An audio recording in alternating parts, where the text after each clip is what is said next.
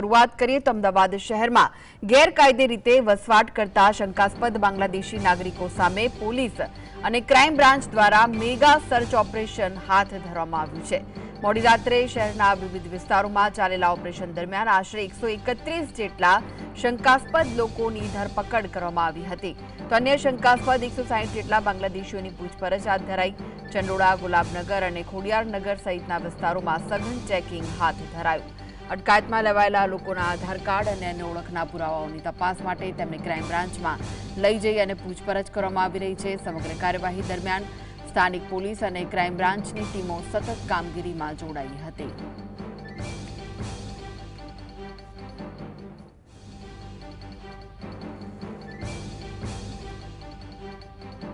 અમદાવાદનો જો મુખ્ય વિસ્તારોમાંથી મળ્યા એમાં દાની લીમડા છે, નારોલ છે, નારોડા છે, સોલા છે,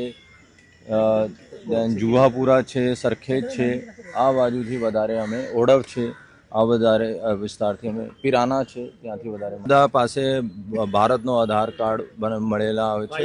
પણ જ્યારે અમે બીજા ડોક્યુમેન્ટ વેરીફાઈ કર્યું ત્યારે ખબર પડી કે આ લોકોએ આધાર કાર્ડ અને વધારે લોકો વેસ્ટ બંગાળનો જ્યાં બંગલા ભાષામાં બનાવેલા। તો વધુ વિગતો માટે જોડાઈ ગયા છે સંવાદદાતા વિરેન્દ્રસિંહ ભાટી। વિરેન્દ્ર, અમદાવાદ શહેરમાં ગેરકાયદે વસવાટ કરતા શંકાસ્પદો સામે હવે સર્ચ ઓપરેશન હાથ ધરાયું છે। શું અપડેટ મળી રહી છે આ સમગ્ર મામલે?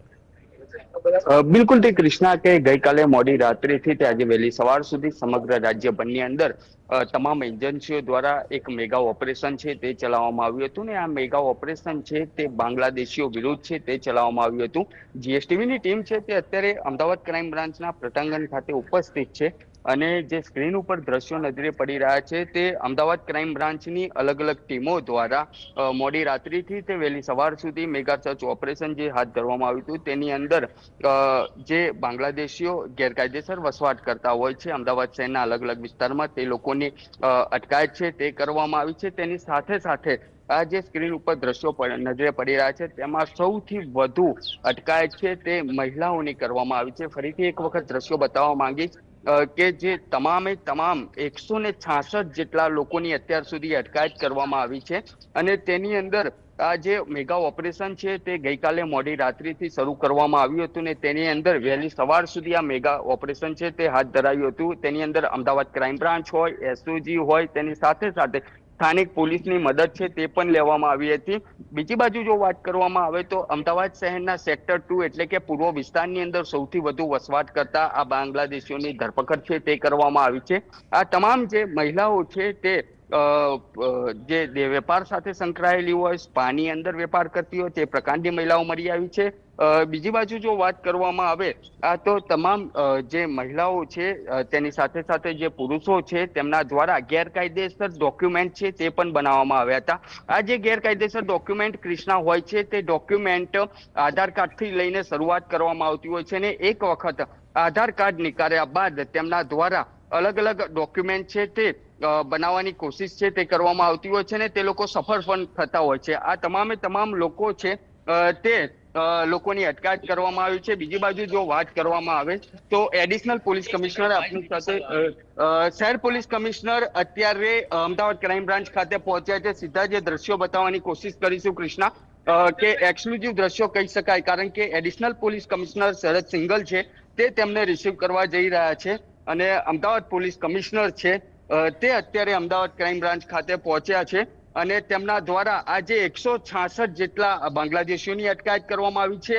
અન્ય 150 થી વધુ બાંગ્લાદેશીઓની પૂછપરછ તેની સાથે સાથે ડોક્યુમેન્ટ વેરિફિકેશન છે તે પણ શરૂ કરવામાં આવ્યું છે। એટલે કે રાજ્યભરની અંદર તમામ જગ્યાઓ પર જે સૌથી મોટી ડ્રાઈવ શરૂ કરવામાં આવી ગઈકાલે મોડી રાત્રિથી તે આજ વહેલી સવાર સુધી તેમાં સૌથી વધુ આંકડો અમદાવાદ શહેરની અંદર અમદાવાદ ક્રાઇમ બ્રાન્ચ દ્વારા તપાસની અંદર મેળવવામાં આવ્યો છે। તેની સાથે સાથે આ લોકો કયા ધંધાઓ સાથે સંકળાયેલા છે, તેમના અંદર જે ડોક્યુમેન્ટ બનાવવામાં આવતા હોય છે તે બનાવટી ડોક્યુમેન્ટ કોના દ્વારા બનાવવામાં આવતા હોય છે તે પણ તપાસ છે તે હાથ ધરવામાં આવી રહી છે।